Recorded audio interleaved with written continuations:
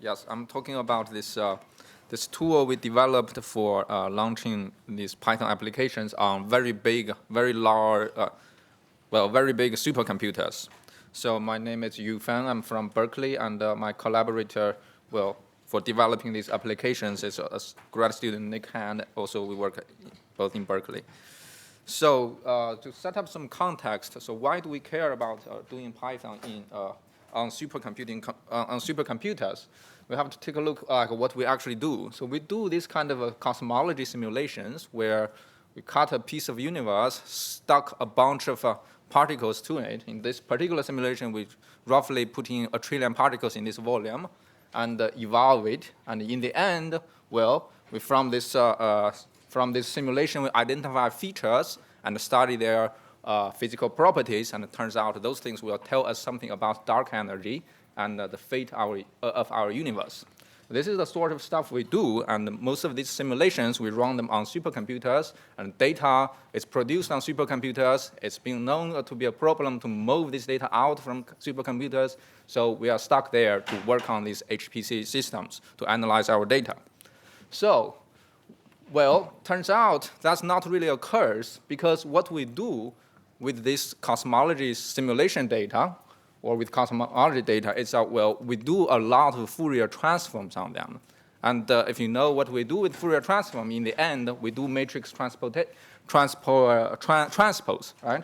So, if you do parallel matrix transpose on Spark or Hadoop, they just won't cut it, because there is too much shuffling. But HPC, these supercomputers, are designed to do this because the interconnection between nodes is really, really fast. So we really like the computers, actually. But the trend in our field is we are gradually migrate our post-data analysis tool, the tool chains, to Python. So the new generation of tools, they are all written in Python. For example, YT, that has been around for a few years, and it's actually now going beyond astrophysics and for general finite element analysis, right? And then also very, very recently, there's this new tool, Halo Tools. It's a cosmology data analysis tool, but it's for small-scale data. So what we are developing at BCCP is this Embody Kit, which is a massively parallel tool to deal with cosmology data. And typically, we do 1,000 to 2,000 Python processes on HPC computers, and to true this terabytes of data, and we usually analyze them for a few minutes, and it's done, and we get the results and make them into papers. So the reason, we are switching to Python, I keep asking myself, why do we want to use Python? It's actually beyond just we want to use Python. Beyond that, there is actually a good reason. It's because with Python, it's such a high-level language, we can actually write the code in a declarative way, and all of the imperative implementation details are hidden in C, Fortran, or whatever, but Python is the glue. And we write very, very declarative code that's very similar to what we write in the paper. So that's why we actually want to use Python in our field. So the problem we face when we are trying to deploy our massively parallel tool to massively parallel systems, this problem is the starting time of these applications. It scales roughly linearly with the scale. So I run 1,000 Pythons, it's going to take this time. I run 10,000, it's going to be 10 times of that time. And that's unsustainable because it's really, really slow. So this was a copy of an email from the MPI4Pi mail list a few years ago. It's a research done by this person, Asher Langton. I never met him in person, but I know his work on this. So the red part, I've highlighted it. So he measured this time to start 1,000 MPI Python processes on a HPC computer. And it took him 15 minutes, 43 seconds, and 63 cents. So roughly about 15 or 16 minutes to start 1,000 ranks, 1,000 Pythons. So that's pretty bad, because remember, our analysis runs about 4 minutes, and you do 15 minutes to start. That's unsustainable. So why is this happening? There are two things that are playing against each other. So one thing is the Python interpreter. It actually, if you look at what it does when it starts, it is grilling the file system. So this chart, I'm very, very fond of it. So I measured the number of file system operations during the Python startup if I do a simple program that imports a single package and then exit. And the horizontal axis is a very important controlling factor. It's the number of entries you have on the Python path.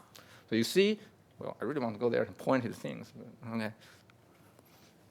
So you see, as I increase the number of items in the Python path, it takes longer and longer. Well, Python is doing more and more operations.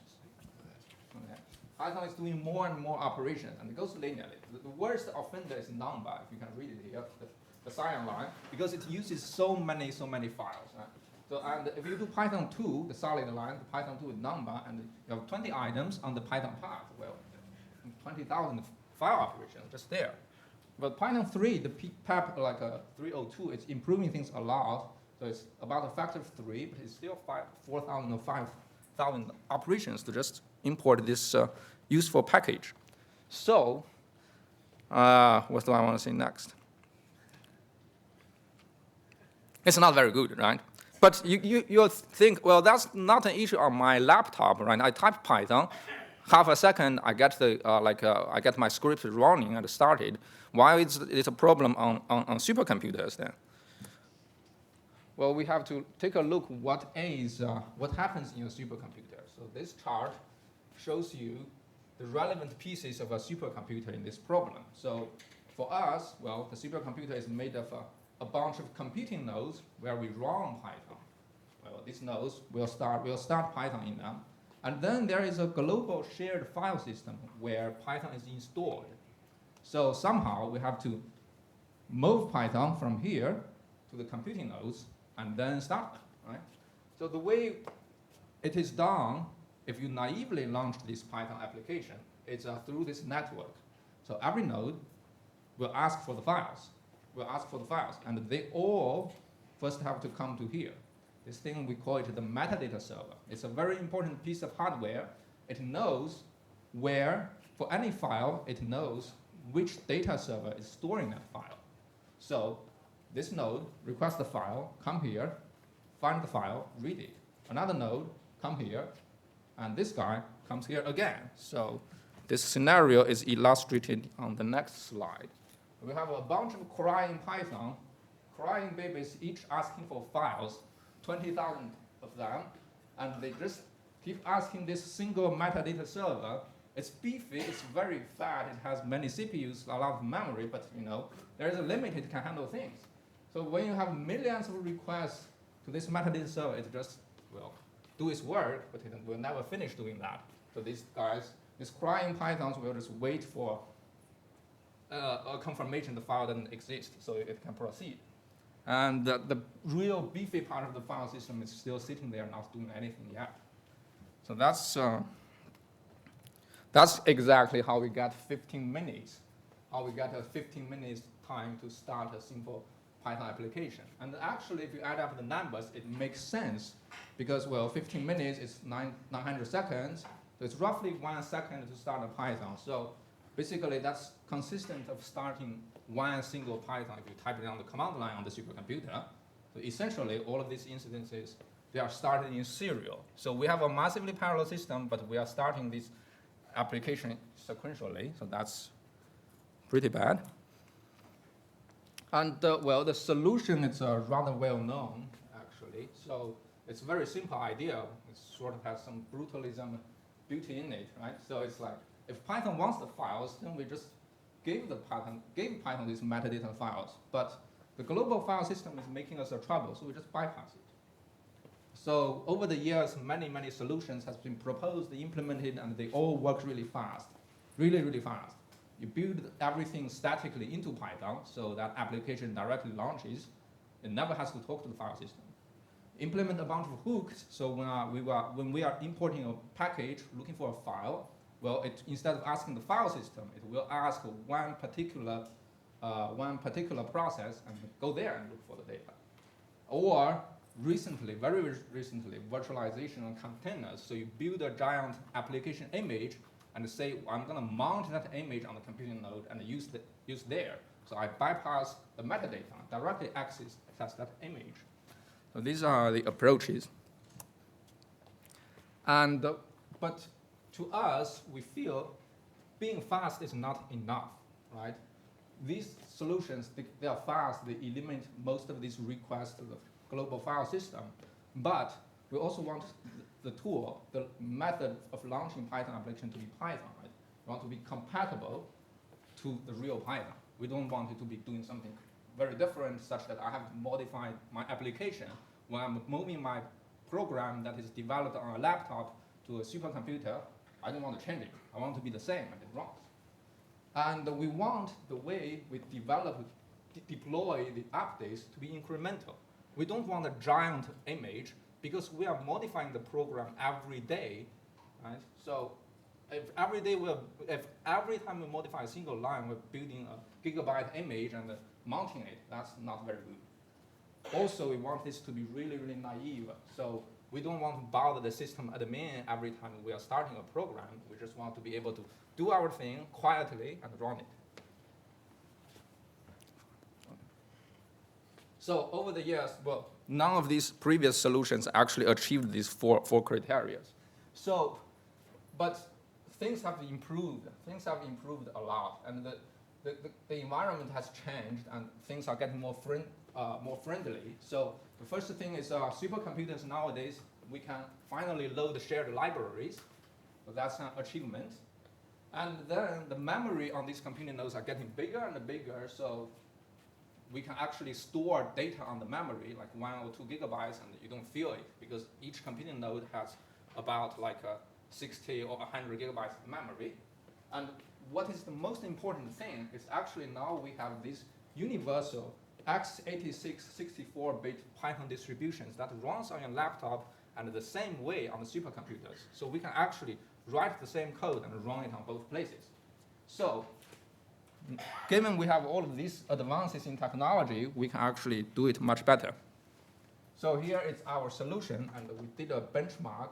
We did benchmark on 2 supercomputers. One of them is Blue Waters at NCSA at Illinois, and then Edison in Berkeley, California. So these well, I want to focus on these black dots, and you see the black dots is the total time to start a program, start Python, and import SciPy, and then exit. And it's below 100 seconds on Blue Waters, slightly above 100 seconds on Edison. And no matter how many Pythons we start, we did it all the way up to 100,000. So 100,000 Pythons in 100 seconds. It's pretty fast. And how do we do this? Well, we just have this, the modification is minimum. So we just added this broadcast step before we start the program. So we build the application into several bundles. Depending on the frequency, these things change.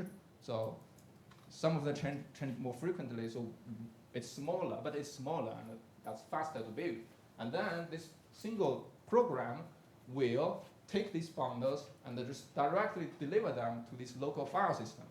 And then it will set up the environment such that this Python, they are not aware there is an installation of the Python runtime on here, but they are only aware there is installation of Python in here.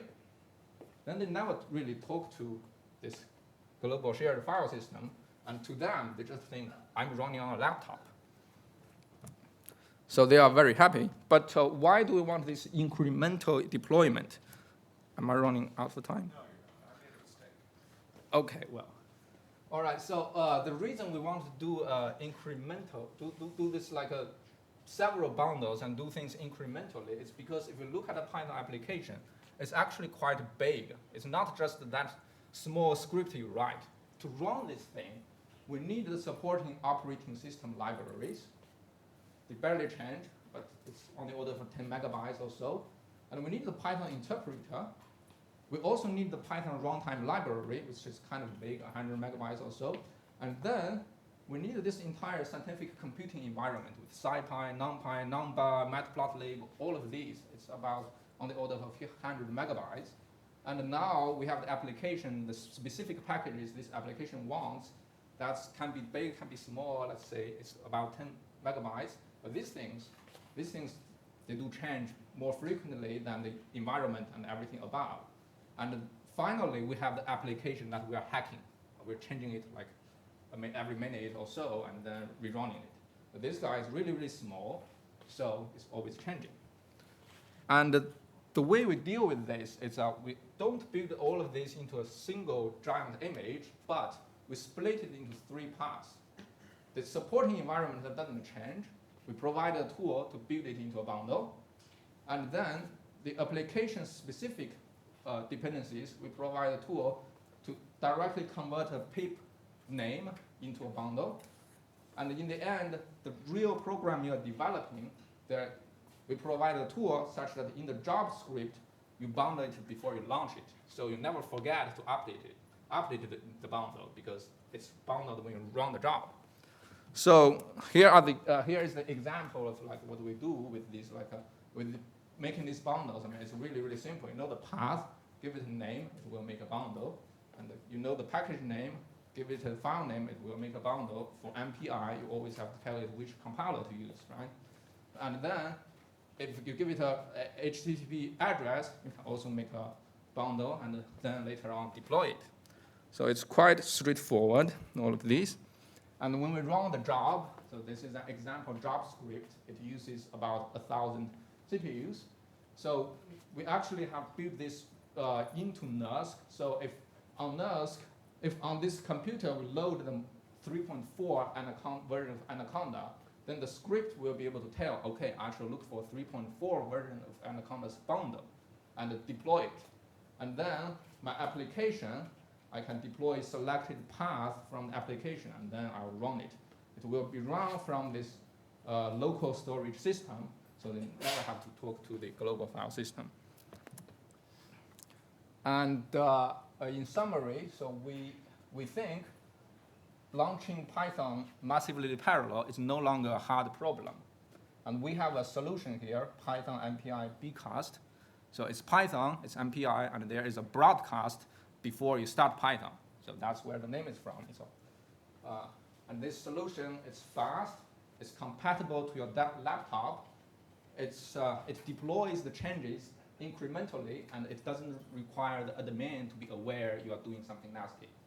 So we think tools like this is really lowering the barrier to access these massively parallel Python.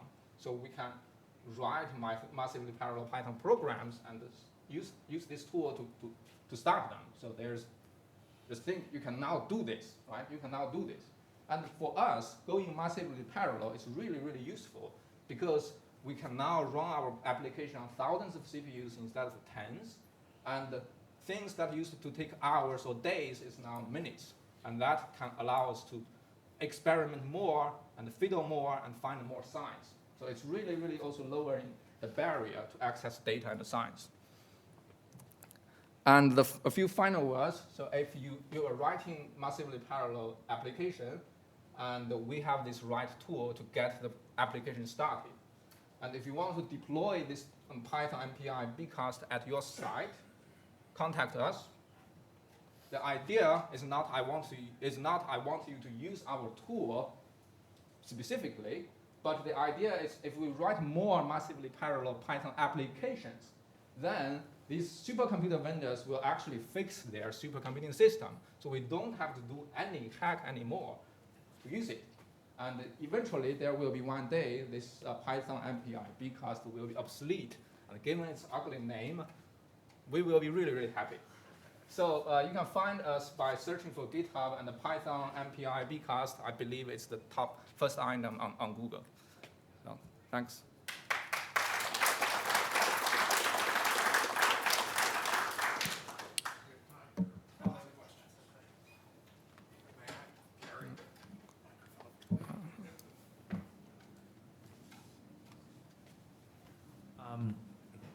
You mentioned that you want the supercomputers, the company to fix the problem. So is this problem specific to Python or even to C++, C?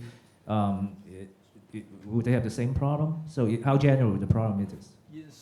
To some extent, C++, any shared library program share this problem, okay? But not as severe, because Python is made of many, many small scripts. the runtime of Python. But shared library, usually a program doesn't do thousands of them. It's only do like tens, hundreds. So it's more severe in Python, in scripting languages where the runtime is a script. Right. Do you use a microphone also? Okay. Can you elaborate more on the file system that was chosen? I mean, the issues with distributed file systems is fairly well known. It's been used, I mean, it's been used for decades now. Can you elaborate on some of the details of that underlying system and that connection between the nodes and the data? Okay, so the underlying system of choice for these modern supercomputers is Lustre. I'm not sure if you've heard of it. So this system, it's somewhat similar to Hadoop, to HDFS, but but it only has one metadata server. The data is duplicated for speed, but not for redundancy. So you have that. So when several clients are requesting the same data, they will be load balanced to different data servers. So that's. But anyways, before things are load balanced, a client has to talk to the metadata server to find who is hosting that data. And the reason there is one single metadata server is not because they are stupid or something. It's because this system has to be high performing, and the assumption is, well, you make relatively few requests to find files, but once you find a file, you read hell a lot out of it. And then you want the system to be consistent all the way across the board really, really fast. You don't want to be broadcasting these changes to the metadata. So if you update something on Amazon, I think it takes some time to be replicated on other data servers or something like that. You don't want anything like that. You want milliseconds or even faster synchronization. So it has to live on the same place. So that's. Well, I was just wondering because there are other distributed file systems like GFFS and others that may be better for what you're doing as opposed to what you're using existing, and then you wouldn't have to care. Have you looked at things like that? Well, that's very good point, but we don't have access to such computers. All of the supercomputers are using this Lustre. And even those who were not are switching to Lustre. So.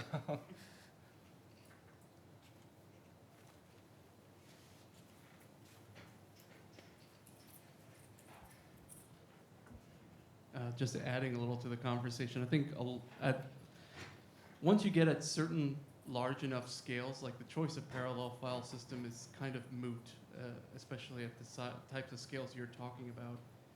And I think the distinction is more about whether you're working with a file system that has a global namespace or a segmented namespace, right? And that's what you're starting to hear about more in these supercomputing centers. The people starting to think about making the move to segmented namespaces because at those scales it's just starting to become an intractable issue.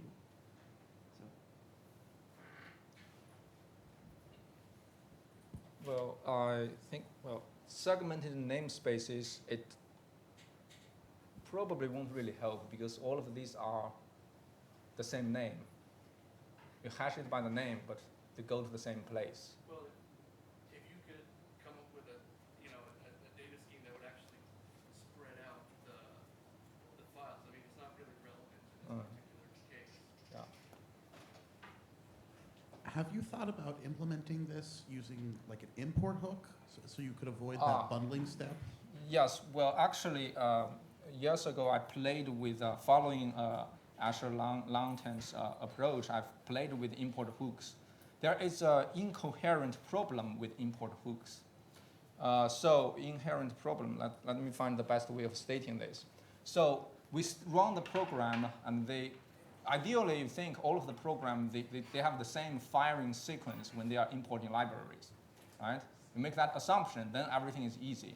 So we pick one particular rank that imports first and knows where things are. So the other Pythons will just talk to this special one and get whatever they need. But this is not always guaranteed. Saying if I define a function and it imports NumPy in it, and this function doesn't get called, then my particular one will be sitting there waiting for that bad Python, that's never importing Python, importing NumPy, right? So there is this inherent problem with hooks. And I think people come up with workarounds which requires you to modify your code, right? I know from here to here, all of the imports are collective. So I put a barrier here and there. And after that point, I don't do this parallel import, disable the hook. So sort of like this. But that is like an anomaly to your code, right? Now you have to modify your code to run it. So that's not a good idea. It's too invasive.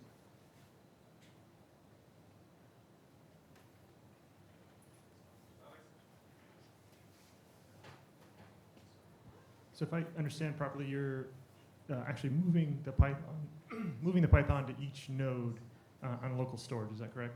Yes. So that you've got like half a gigabyte at least of data that you've got to move to each node. Yes. Right. So how do you schedule that within a 15-minute period for 1,000 compute units? Yes. So this the question is about how to move the data to 100,000 nodes. It's about a gigabyte of data moving it to 100,000 nodes. So there is actually just one function call with MPI. It's called MPI bcast. So what it does for most implementations is, one node has the data. So it's trying to send it to everybody, but it doesn't actually send it to everybody immediately. It picks two, send it to two of them. And then these two each pick another two, and then send them. So this is like I think there's a name, but I forgot the name, but it's sort of like a tree. Yes, something like that, yes. So they do this kind of things. I mean, it's been done for like 20 years with MPI, so it's a very common thing. And this, where your 10 seconds comes from initially? yes, I think that's where it is from. If you look at that, that's the broadcast stage.